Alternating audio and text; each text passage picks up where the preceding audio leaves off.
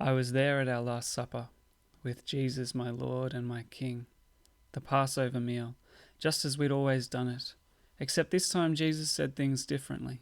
He said, "I've eagerly desired to eat this Passover with you before I suffer." Before he suffered, I didn't understand. How could I? Our hearts had not yet been opened.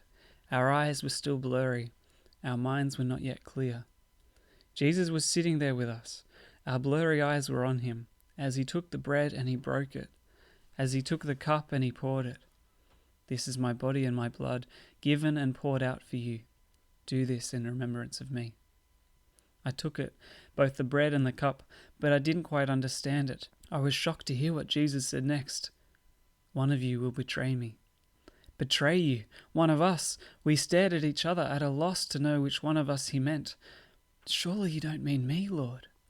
Each of us whispered it, first to ourselves and then to Jesus. The same words from every one of us, whispered, uncertain, unsure.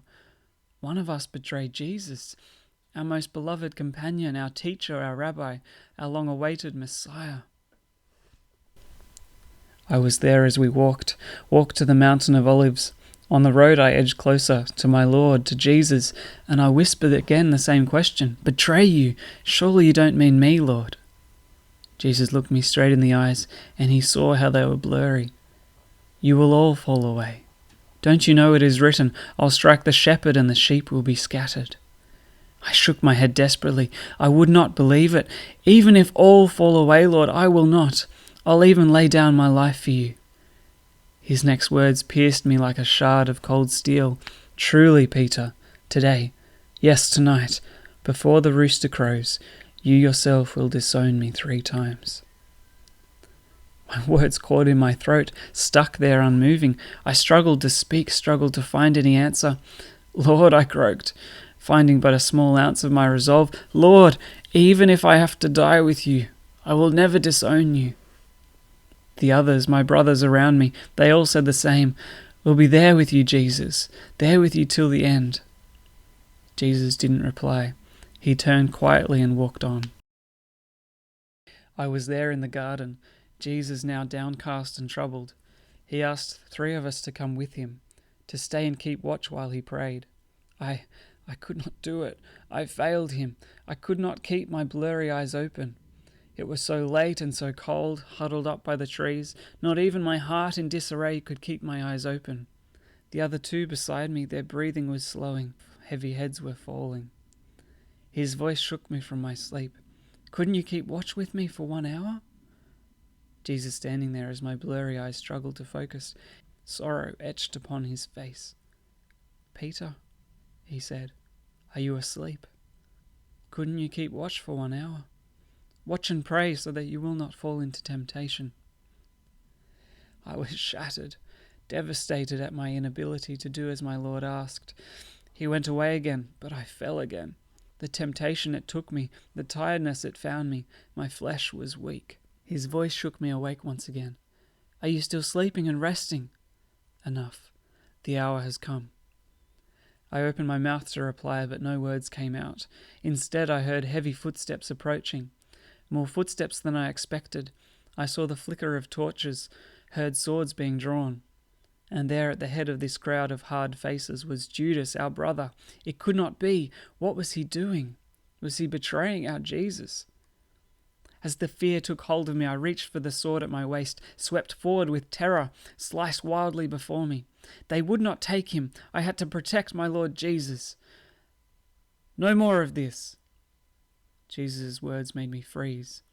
Look down with horror at the blood on my sword. Jesus touched the man's ear, and behold, it was healed. I shuddered, stumbling, a churning pit of fear in my stomach. Jesus was seized by the soldiers, and ashamed I staggered backwards, fell away into the darkness. I was there in the courtyard, the cold, dark courtyard of the high priest's house. I had followed at a distance. It was dark. Surely no one would recognize me. There was shuffling round the fire, all of us trying to stay warm, the words of the high priest drifting over to the crowd. I strained to hear what was being said about Jesus. But it wasn't those words that I heard. Instead, the sharp voice of a servant girl at the fire. This man was with him. Startled, I jumped as hard faces turned towards me. Their piercing stares caught me. Woman, I don't know him. There were frowns in the shadows, but I shook off their stares, pulled my cloak around tighter. No, you were also one of them. Another voice from the fire, and I growled in response. Man, I am not.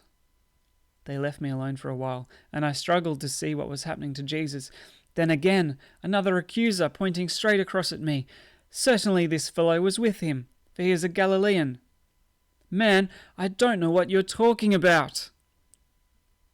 And out of the quiet of the dark, still morning, the piercing cry of a rooster, the sound of the cock crowing, and with horror I remembered. Jesus had said this. He'd said that I was going to disown him. My Lord Jesus. I looked to where I knew Jesus was being questioned.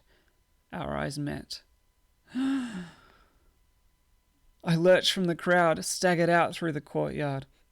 And outside in the cold, the tears, they flowed. The anguish of my betrayal. It was me. I had betrayed Jesus. I wept. I was not there on the hill. I was not there when my Lord Jesus was crucified. I'd fled. I was broken. I was so weak and ashamed. I was terrified and guilty. How could I ever show my face again?